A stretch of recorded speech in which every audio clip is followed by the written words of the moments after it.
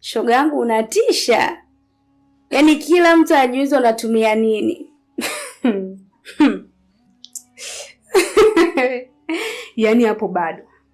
Yaani watasema na watasema tena.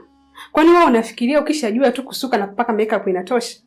Hapa mjini kila mtu fundi, kila mtu anajua kusuka. Ile inatakiwa mtu jiongeze. Waambie wakitaka kujua wanifuate kwa muda wao. Upo shoga yangu. Shoga yangu unaongeza. Nipeleke na mimi basi shoga yangu.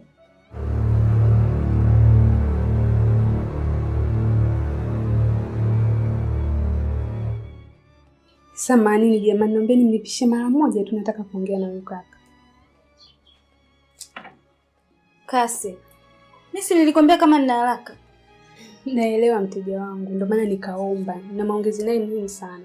Naombeni dakika 2 tu. Haya sawa.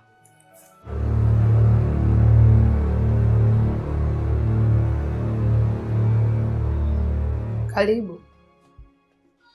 Hivyo mwanamke, ni nini hasa unataka kwenye maisha yangu? Ni kitu gani unahitaji kutoka kwangu? Umenichokonoa sana kutoka kwa Mati. Sija kufanya lolote. Na sio kama nakushindwa Kathe. Don't fool your fucking mind.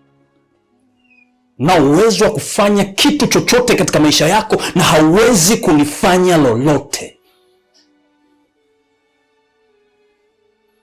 Kwa ability nilokuwa nayo, naweza nikakuteka. Kwa ability niliyokuwa nayo, naweza nikakupiga. Lakini kwa ability niliyokuwa nayo, naweza nikakufanya kitu kibaya ambacho haujawahi kufanywa na hautonisahau in your life. Umeingia katika ndoa yangu. Umeenda kugusa familia yangu. Kipengele ambacho huwa sinaga urafiki na mtu yoyote.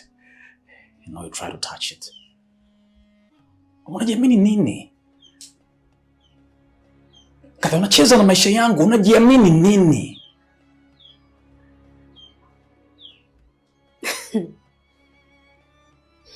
Nisikilize kwa makini we kaka. Yaani kama una maadui wengi kwenye hii dunia, basi hesabu mimi ndo adui yako namba 1.